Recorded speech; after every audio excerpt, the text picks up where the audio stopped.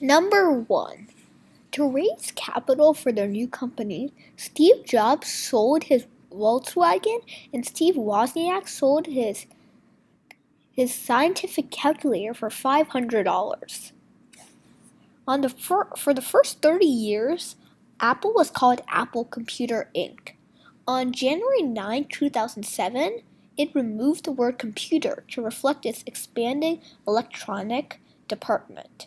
Apple's first computer, the Apple I, did not include a keyboard, monitor, or case, and was basically an assembled circuit board.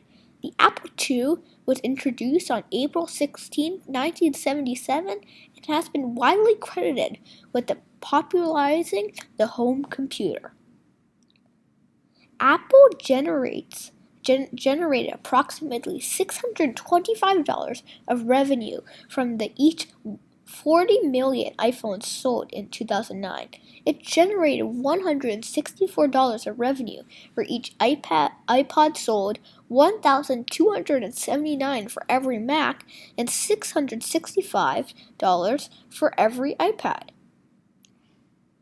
Ron Wayne, one of the original founders of Apple Inc., designed the first logo for Apple, which was a pen and ink drawing of Sir Isaac Newton leaning against an apple tree with a portion of William Wordsworth's poem, Newton, a mind forever, through the strange seas alone.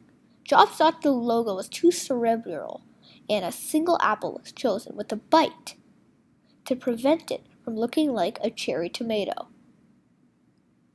And that's it for you guys. I hope you had a great time watching this video.